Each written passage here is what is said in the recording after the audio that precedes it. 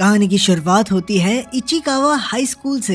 एक teacher class के बच्चों को टेस्ट के बाद रिजल्ट बांट रही थी। इन्हीं बच्चों में आसुका नाम की एक लड़की थी जो पढ़ाई में बेहद कमजोर थी। हालांकि ये टेस्ट अब तक का सबसे आसान टेस्ट था, मगर आसुका को इसमें भी 0 मिला। खैर, उसके बॉयफ्रेंड योशिडा ने उसका मन बहलाने के लिए कहा कि 0 तो उसका लकी नंबर है, मगर तब उनके टीचर ने उन्हें खूब डांटा और कहा कि अगर आसुका ने अभी पढ़ना शुरू नहीं किया तो वो जिंदगी में कुछ नहीं कर पाएगी। इसके बाद अगले पीरियड में उनका हिस्ट्री टेस्ट था, जिससे आसुका पहले ही डरी हुई थी। पहले सवाल में उन्हें उस मशहूर मंदिर का नाम बताना था जिसमें सिक्का डालने पर सभी मिन्नतें पूरी हो जाती हैं। आसुका को जवाब तो मालूम नहीं था, मगर उसने इसे खाली छोड़ने के बजाय तुक्का मार के कुछ भी लिख दिया। जैसे ही उसने जवाब लिखा तो बाहर खिड़की से जबरदस्त रोशनी दिखाई दी। फिर शहर के एक हिस्से में अचानक अपने आप एक जंगल जैसा हिस्सा पैदा हो गया। खैर, अगले दिन जब आसुका और योशिडा स्कूल जा रहे थे तो उन्हें ये जंगल वाला रास्ता दिखाई दिया। उन्होंने सोचा कि कल तक तो यहाँ कोई भी ऐसा रास्ता नहीं था, इसलिए उन्होंने खुद अंदर जाकर देखने का फैसला किया।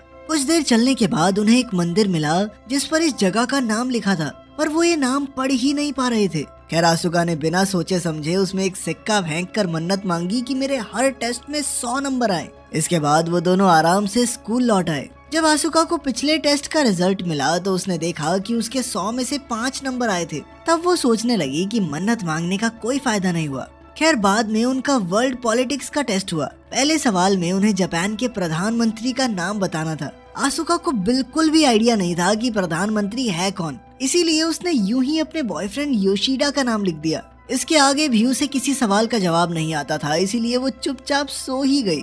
बाद में स्कूल के बाद आसुका और योशिडा दोनों आसुका के घर गए। जैसे ही वो दोनों अंदर घुसे तो आसुका के माँ बाप में बहसबाजी चल रही थी। आसुका के पिता एक सेल्समैन थे जिनकी नौकरी खतरे में थी और उसकी माँ का किसी दूसरे आदमी के साथ अफेयर चल रहा था। आसुका ने योशिडा से कहा कि इनके ऊपर ध्यान मत दो, ये ऐसे लड़ते रहते हैं, और फिर उसे अपने कमरे में ले आई। तब योशिडा ने देखा कि एक कमरे के बाहर खाली प्लेट्स और बाउल्स पड़े थे। असल में आसुका का एक जुड़वा भाई भी था जिसका नाम था केसुके। केसुके पढ़ाई में बहुत ही ज्यादा अच्छा था और उसे हर टेस्ट में 100 नंबर मिलते थे, मगर एक दिन वो अपने हाई स्कूल एंट्रेंस एग्जाम में फेल हो गया। केसुके जैसा होशियार बच्चा इतना बड़ा धक्का सहन नहीं कर पाया और उसी दिन से उसने खुद को कमरे में बंद किया हुआ था। वो किसी से बात नहीं करता था और बस अपने कंप्यूटर पर वीडियो गेम्स खेलता रहता। आसुका योशिडा को ये कहानी बताते हुए थोड़ा उदास हो गई तो योशिडा उसके लिए बाजार से कुछ खाने को लेने गया। वहीं दूसरी ओर उनका टीचर टेस्ट चेक कर रहा था कि अचानक वो रहस्यमय मंदिर चमकने लगा और टीचर का चश्मा धुंधला हो गया। कुछ देर बाद आसुका ने योशिडा को फोन करके पूछा कि वो कहाँ रह गया, तो योशिडा ने कहा कि वो बहुत ही ज्यादा बिजी है और आज उससे मिलने नहीं आ पाएगा। कॉल कटने के बाद आसुका को अपने एक दोस्त का मैसेज आया कि योशिडा बहुत बड़ी मुसीबत में फंस चुका है। तब ये खुलासा होता है कि योशिडा सच में जापान का प्रधानमंत्री बन गया था और वो कई सारे इंटरव्यूज भी दे रहा था। अगले दिन जब आसुका स्कूल गई तो उसे समझ ही नहीं आ रहा था कि उसका बॉयफ्रेंड बाजार गया था तो वो अचानक प्रधानमंत्री कैसे बन गया। और तो और बाद में खबर आई कि कई सारे देशों के प्रधानमंत्री भी लापता हो गए थे। तभी टीचर ने क्लास में आकर सबको कल के टेस्ट के रिजल्ट सुनाए। आसुका ने देखा कि उसका सारा टेस्ट खाली था, फिर भी उसे 100 में से 100 नंबर मिले थे। तभी उसे एहसास हुआ कि उसने अपने टेस्ट में प्राइम मिनिस्टर की जगह योशिडा का नाम लिखा था और शायद इसीलिए वो प्रधानमंत्री बन गया। और बाकी देशों के प्रधानमंत्री भी इसलिए लापता हो गए क्योंकि उसने बाकी सारी जगहें खाली छोड़ दी थी। आखिरकार उस मंदिर से मांगी हुई मन्नत अब पूरी हो रही थी। अब उसे टेस्ट में पूरे नंबर देने के लिए उसके जवाब के हिसाब से दुनिया ही बदल जाएगी। खैर, अपनी गलती को सही करने के लिए आसुका ने गूगल से देखकर टेस्ट में सभी सही जवाब भर दिए और खुशकिस्मती से सब कुछ पहले जैसा हो गया। योशिडा को प्रधानमंत्री के पद से निकाल दिया गया और बाकी देशों के पीएम भी सही सलामत थे। खैर, अब भी मुसीबत टली नहीं थी क्योंकि अब अगले टेस्ट की बारी थी। लेकिन आसुका ज्यादा घबराई नहीं क्योंकि उसे लग रहा था कि मैथ्स टेस्ट में गलत लिखने से क्या ही बदल जाएगा। फिर स्कूल खत्म होने के बाद योशिडा आसुका से मिलने आया और उसे बताया कि उसे प्रधानमंत्री के पद से निकाल दिया गया है। तब आसुका ने उसे शांत किया और अपनी नई जिंदगी के बारे में बताया, मगर योशिडा को यकीन ही नहीं हुआ कि जो कुछ भी हो रहा है वो सब आसुका की वजह से हुआ। इसलिए उसने आसुका को कागज पर कुछ लिखकर ये साबित करने को कहा। लेकिन इससे पहले ही अचानक शहर के बीचों बीच बना टावर अपने आप ही जोरों से हिलने लगा। असल में ये सब भी आसुका के मैथ्स टेस्ट में गलत जवाब देने की वजह से हो रहा था। अब आसुका और योशिडा दौड़कर टीचर के कमरे में गए और उसके टेस्ट के सारे जवाब सही किए, जिससे टावर एक बार फिर से पहले जैसा हो गया। मगर देश भर के साइंटिस्ट हैरान थे कि आखिर ये सब कैसे हो रहा है। खैर, स्कूल से घर लौटते हुए आसुका और योशिडा फिर से उसी रहस्यमयी मंदिर वाले रास्ते पर पहुंचे, लेकिन वहां से अब सब कुछ गायब हो चुका था। उन्हें मंदिर का नाम भी याद नहीं था, इसीलिए उसे ढूंढना भी मुश्किल था। अब दुनिया में कोई और गड़बड़ ना हो जाए, इसीलिए आसुका को अब जी तोड़ मेहनत करके हर टेस्ट के अंदर सही जवाब देना होगा।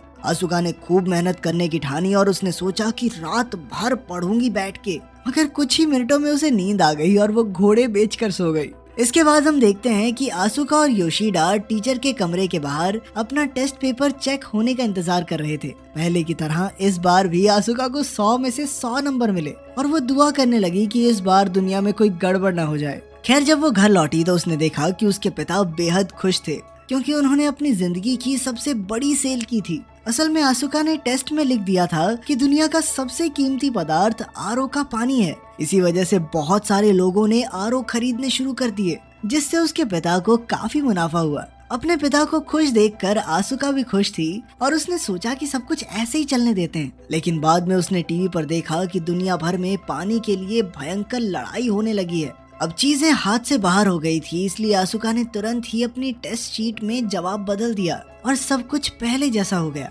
तभी उसके दिमाग की बत्ती जली और उसने अपनी इस ताकत के जरिए अपने माँ बाप की लड़ाई सुलझाने की सोची। अगले दिन जब टेस्ट में उससे पूछा गया कि कौन सा एस्ट्रोनॉट अंतरिक्ष में जाने वाला है, तो उसने अपनी माँ के नए बॉयफ्रेंड का नाम लिख दिया। इसी वजह से उस आदमी ने आसुका की माँ से ब्रेकअप कर लिया और अगले दिन वो अंतरिक्ष में चला गया। ब्रेकअप के बाद उनकी माँ अपने परिवार को समय देने लगी और उनकी जिंदगी फिर से खुशहाल हो गई। अब आसुका को अपने भाई केत्सुके की मदद करनी थी, इसीलिए उसने अपने अगले टेस्ट में लिखा कि उसका भाई केत्सुके अपने कमरे से बाहर आकर सबको गुड मॉर्निंग कहेगा। लेकिन ये प्लान पूरा होने से पहले ही फेल हो गया, क्योंकि केत्सुके के बाहर आने से पहले ही उसके पिता केत्सुके के कमरे में जबरदस्ती घुस गए और उसे बाहर आने को कहने लगे। इससे उनके बीच में काफी बहसबाजी शुरू हो गई और बातों ही बातों में पता चला कि आसुका के पिता को फिर से नौकरी से निकाला जाने वाला है और उसकी माँ फिर से किसी और से बातें करने लगी है। तब आसुका को एहसास हुआ कि उसकी शक्तियों के इस्तेमाल से घर की हालत कुछ ही समय तक ठीक हो सकती है, लेकिन वो हमेशा के लिए तो नहीं टिकेगी।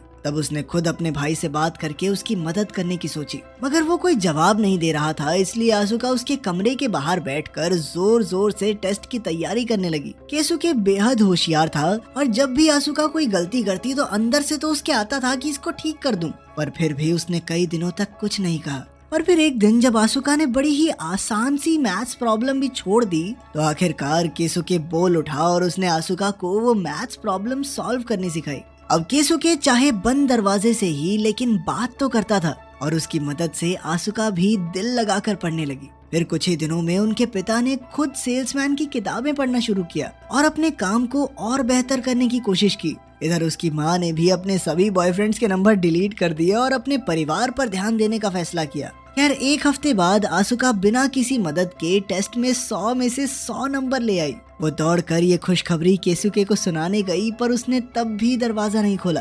फिर अगली सुबह जब घर में सभी लोग खाना खा रहे थे, तो केसुके अचानक खुद ही अपने कमरे से बाहर आकर उनके सामने खड़ा हो गया। उसने अपने पिता से माफी मांगी और अब और ज्यादा मेहनत और लगन से पढ़ने का वादा किया। ये देखकर उसके पूरे परिवार में खुशी की लहर दौड़ गई। फिर एक दिन जब आसुका और योशिडा स्कूल जा रहे थे, तो आसुका को अपने बैग में वो पहले वाला टेस्ट पेपर मिला। उसे सिर्फ 5 नंबर मिले थे, इसीलिए उसने कागज फाड़ दिया। मगर जैसे ही उसने कागज फिर से जोड़ा, तो अचानक उसी जगह पर वही जंगल वाला रास्ता बन गया। तब उसे एहसास हुआ कि उसने मन्नत पूरी करने वाले मंदिर के बारे में इसी टेस्ट में लिखा था। उसके जवाब की वजह से यहाँ नया मंदिर खड़ा हो गया था। अब योशिडा और आसुका एक बार फिर से मंदिर में गए और मन्नत मांगी कि आसुका की हर बात सच ना हो, ताकि सब कुछ पहले जैसा हो जाए। उन्होंने थोड़ी देर इंतजार किया, मगर वो मंदिर अब भी वहीं था। इसके बाद स्कूल में टीचर ने फिर से उन्हें एक टेस्ट दिया, जिसमें ज्योग्राफी और दुनिया की आबादी के बारे में सवाल थे। तभी अचानक आसुका को याद आया कि उस मंदिर में सिक्का डालने पर ही इच्छा पूरी होती है, यानी सब कुछ पहले जैसा करने के लिए उसे सिक्का वापस निकालना होगा। उसने फटाफट टेस्ट पूरा किया और मंदिर में से सिक्का निकालने पहुंची, मगर वो सिक्का एक बक्से में बंद था। आसुका ने एक लकड़ी से सिक्का बाहर निकालने की कोशिश की और वो कामयाब भी होने ही वाली थी। वहीं दूसरी ओर केसुके और उसके माँ बाप उसके भविष्य के बारे में बातचीत कर रहे थे। वो जिंदगी की एक नई शुरुआत करने के लिए काफी उत्सुक था। उसकी माँ ने भी सबको परेशान करने के लिए माफी मांगी और आखिरकार सब कुछ ठीक हो गया।